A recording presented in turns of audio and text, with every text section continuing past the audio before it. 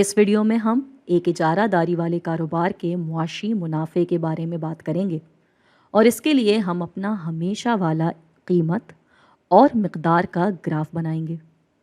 تو یہ ہوئی مقدار اور یہ قیمت۔ اب ہم سب سے پہلے اس کاروبار کی مانگ کے بارے میں سوچیں گے، جو کہ کچھ ایسا بنے گا جیسا کہ سارے ہی مانگ کے کروز بنتے ہیں، کہ شروع میں جب قیمت زیادہ ہوگی تو زیادہ لوگ اس چیز کی مانگ نہیں کریں گے، مگر جیسے جیسے قیمت کم ہوتی جائے گی مانگ بھی بڑھتی جائے گی۔ تو یہ آ گیا اس کا مانگ کا کرو۔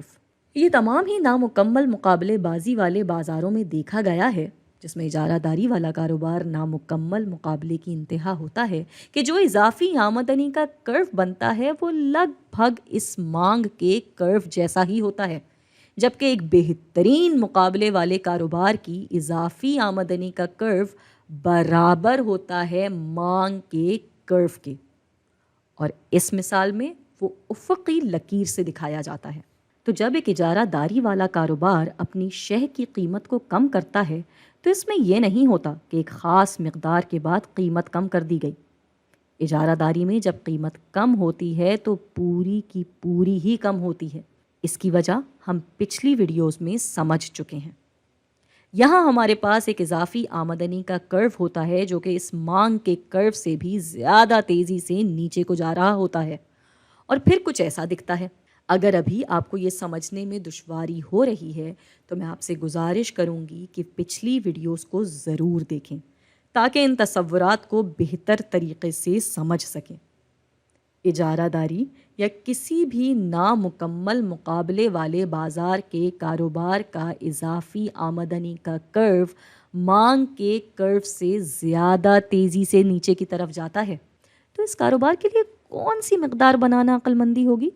تو یہ سوچنے کے لیے تو ہمیں اس کے اضافی لاگت والے کرو کے بارے میں بھی سوچنا پڑے گا۔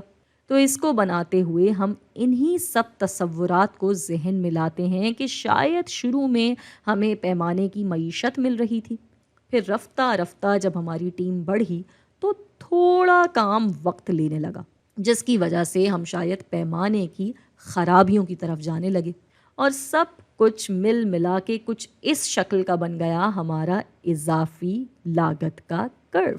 اور ان کو مقدار کیا بنانی چاہیے؟ تو عقل مندانہ طریقے سے تو جب تک ہماری ہر یونٹ پہ آتی آمدنی ہماری ہر یونٹ پہ آتی لاگت سے اوپر رہتی ہے، تب تک تو ہم مزید مزید مزید مقدار بنانا چاہتے ہیں، تب تک جب تک ہماری اضافی لاگت ہماری اضافی آمدنی کے برابر نہیں ہو جاتی، اور اسی لیے ان کو یہ والی مقدار بنانی چاہیے۔ تو یہ ہم نے لکھ دیا مقدار بازاری۔ اور بازاری کیوں لکھا؟ کیونکہ یہ پورے بازار میں موجود ایک ہی کاروبار ہے، اجارہ داری ہے، تو یہی ہی کل بازار ہو گیا۔ لیکن ادھر قیمت کیا ہے؟ اس کے لیے ہمیں مانگ کے کرو کو دیکھنا ہوگا۔ اس مقدار پہ قیمت یہ ہے، اور اس کو ہم نے لکھ دیا قیمت بازاری۔ اور ایک اجارہ داری کے کاروبار کے حوالے سے یہاں بہت دلچسپ چیز دیکھی جا سکتی ہے۔ ایک بہترین مقابلے والے کاروبار میں جہاں اضافی لاگت اور مانگ کا ٹکراؤ ہوتا ہے، وہاں سے مانگ کا تعین کیا جاتا ہے، کیونکہ مانگ اور اضافی آمدنی کا کرو ایک ہی تھا۔ لیکن یہاں ہم جو مقدار بنا رہے ہیں وہ اس سے کم ہے۔ ہم ایک ایسی مقدار بنا رہے ہیں جس میں قیمت اضافی لاگت سے زیادہ ہے، جو کہ ہم یہاں دیکھ سکتے ہیں کہ قیمت اضافی لاگت سے زیادہ ہے۔ یہ وہ ایک اوپر کا فائدہ ہے جو کہ اجارہ داری والے کاروباروں کو ہی نصیب ہوتا ہے۔ بہترین مقابلے والے کاروبار اس سے تھوڑا دور ہی ہوتے ہیں۔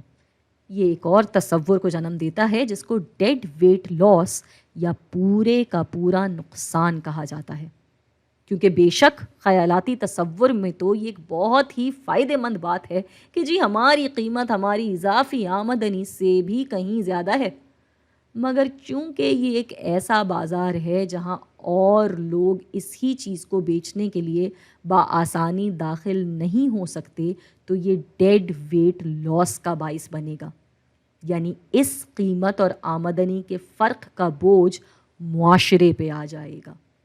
اب یہاں دلچسپ سوال یہ بنتا ہے کہ اس کاروبار کا معاشی منافع کیا ہوگا، اور اس کو سوچیں گے تو ہمیں اوسط مجموعی لاگت کے بارے میں سوچنا ہوگا۔ ہم یہاں اپنا معمول والا اوسط مجموعی لاگت کا کرو بنا لیتے ہیں، اور یہ آ گیا یہ کرو۔ تو جب تک اضافی لاگت کا کرو نیچے کو تھا، اوسط مجموعی لاگت والا بھی نیچے کو رہا، اور جیسے ہی اضافی لاگت اوپر کو آیا، یہ بھی اوپر کو آ گیا۔ تو اضافی لاگت اوسط مجموعی لاگت کے کم ترین حصے پر آ کر ٹکراتی ہے، اور اس کو دیکھ کے تو ایسا لگتا ہے کہ یہ اجارہ داری والا کاروبار معاشی منافع کما رہا ہے، کیونکہ اس مقدار پہ اس کو یہ قیمت مل رہی ہے۔ یہ فی یونٹ اوسط لاگت ہے، تو یہ اس کو مل رہا ہے۔ پھر جب اس کو ہم ضرب دیں گے کل مقدار سے، تو یہ آ جائے گا ہمارا معاشی منافع۔ تو ادھر دیکھنے والی بات یہ ہے کہ جب ہم نامکمل مقابلے کو دیکھ رہے ہوتے ہیں، اجارہ داری جس کی انتہا ہے، تو اب ہمارا مانگ کا کرو ہی ہمارا اضافی آمدنی کا کرو نہیں ہوتا ہے، بلکہ اضافی آمدنی کا کرو مانگ کے کرو سے بھی زیادہ تیزی سے یا گہرائی کے ساتھ نیچے جا رہا ہوتا ہے۔ یہ ویسا ہی سیدھا نہیں ہوتا جیسا کہ ہم نے بہترین مقابلے کے وقت میں دیکھا تھا، اور اس ہی وجہ سے ہماری اضافی لاگت ٹکرائے گی ہماری اضافی آمدنی سے ایک ایسی مقدار پہ جہاں قیمت زیادہ ہے اضافی لاگت سے، جس کی وجہ سے ڈیڈ ویٹ لاس یا پورے کا پورا نقصان واضح ہونے لگتا ہے۔